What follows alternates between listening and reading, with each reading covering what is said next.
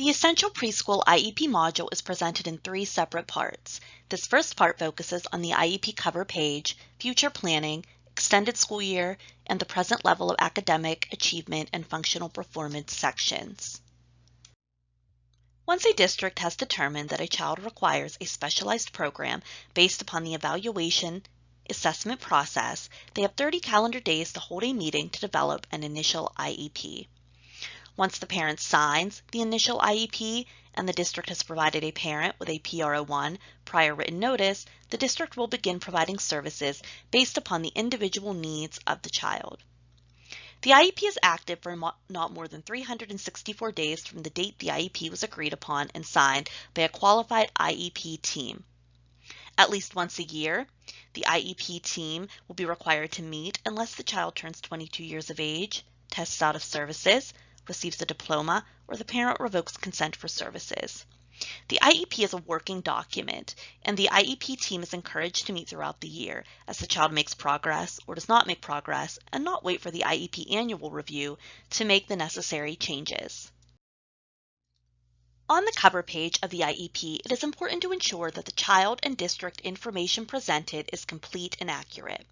Much of the information on the cover page will become part of the Education Management Information System (EMIS) record that districts must submit for annual reporting. The District of Residence (DOR) is the school or district where the student's parents, guardians reside, which is responsible for ensuring that an IEP is developed and implemented and is ultimately responsible for providing a free and appropriate public education to the child. The District of Service is the school or district that is responsible for implementing the services contained within the IEP. The DOR may contract with other entities, such as another school district or an educational service center, to provide IEP services, but the DOR is still responsible. Districts of residence that have students who are educated outside their district must maintain communication with the District of Service in order to ensure compliance and accurate implementation of the IEP. Community schools are the district of residence. If a child attends a community school, list the community school as the district of residence. In the case when a community school places a child in a separate facility for their academic and/or functional services, the community school remains the DOR and continues to be responsible for the education of that student. For a child who is in preschool, check the Yes box and answer to the question, is the child in preschool? Note that by checking this box on the dynamic or static version of the form, certain sections are not applicable for preschool students, which include Section 5, Post-Secondary Transition, Section 12, Statewide and District-Wide Testing, and Section 13, Exemptions. Also, Section 11, Least Restrictive Environment, appears on both the preschool and school-age versions of the IEP form. However, there are different questions on each version. The IEP dynamic version of the form includes rollovers throughout to provide additional information that will assist districts to complete the form. The other information area is a good place to list placement and general education information for preschool students. For example, you could write in this area that Cindy will continue to attend Jones County Head Start for 4 days a week. She will receive itinerant services for 2 hours a week, 1 hour from an itinerant intervention specialist, and 1 hour from an itinerant speech-language pathologist. Please be attentive to the date of the meetings and the type of meeting being held. In the box labeled Meeting Date, list the date that the IEP meeting was held. Then check off the type of meeting, such as initial, annual, etc. The IEP timeline section includes IEP effective dates. The Start box is where the date of implementation should be recorded. The date of implementation is the date that all identified services begin. The meeting date can be the same date as the IEP effective start date, only if identified services begin on this date. In the End box, record the date that services will end. One of the most misunderstood areas on the cover page is in the box labeled IEP Timelines, where it indicates the date of the next IEP review. Again, the IEP is a working document, and the IEP team is encouraged to meet throughout the year as the child makes progress or does not make progress, and not wait for the IEP annual review to make the necessary changes. An example of using the next IEP review section might include the date the team will reconvene to determine the need for extended school year services. in which case this date would match the date to reconvene in Section 4. Another example would be the date the team will meet to determine whether progress monitoring data indicates a need to amend the IEP. Otherwise, use the IEP annual review date. The IEP annual review needs to occur prior to the IEP expiration of 364 days to provide time for review and documentation so the new IEP will be completed and in effect within the timeline. The amendment section is at the bottom of the cover page. The district must complete this section if, during the duration of the IEP, they decide to amend any section of the IEP. The participants will initial if any changes are made to the IEP.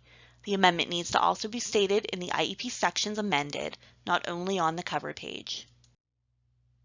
Section 1 of the IEP asks for future planning. Parents, teachers, and other staff provide statements that discuss the family and child's preferences and interests as part of the future planning process. Section 2 addresses special instructional factors. While these are checkboxes, it is important to remember that if the IEP team indicates any of the areas are yes, it must be addressed in the IEP.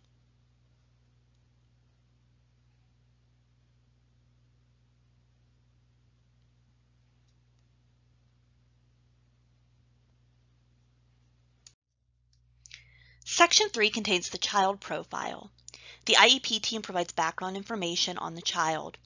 Information might include assessment data, data collected from the family, Part C or other early care experiences, if applicable, and other information about the child that the team thinks is important for all parties involved in the IEP to know. The IEP team should consider the strengths of the child, areas of concern, and instructional strategies that have been successful. Do not cut and paste all of the assessment data found in the ETR. Only include relevant developmental and/or academic readiness information that may have an impact on the child's academic and/or functional performance. If the IEP team decides that based on the severity of the child's needs that they will prioritize addressing needs of the child, then they should explain that within the profile. Additionally, if the IEP team determines that there is no longer a need in a given area, then they should also explain that within the profile and include data used to make that decision. If applicable, this information could also be added to the relevant present levels of performance section of the IEP. Keep in mind that the language must be understandable to the parents and all team members involved.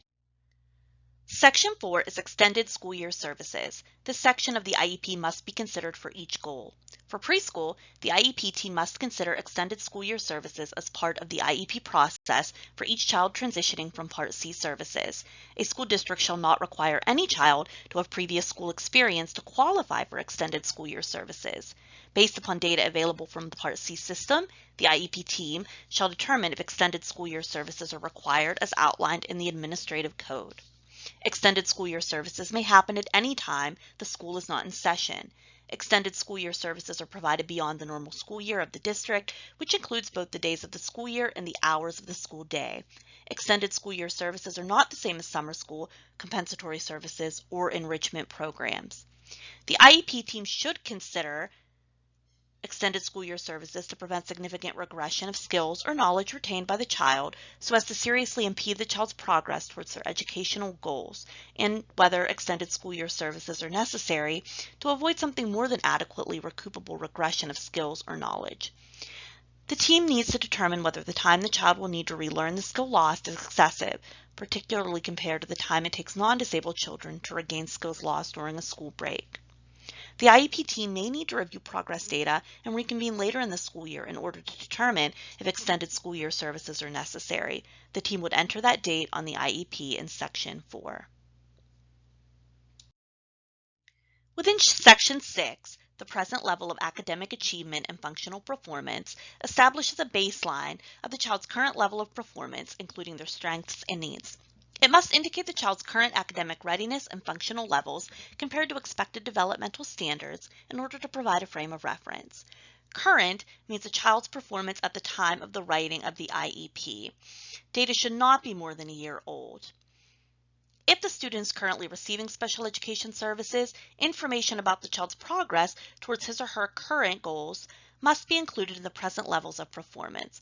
There must be a clear and direct relationship between the annual goal and the present levels of academic achievement and functional performance.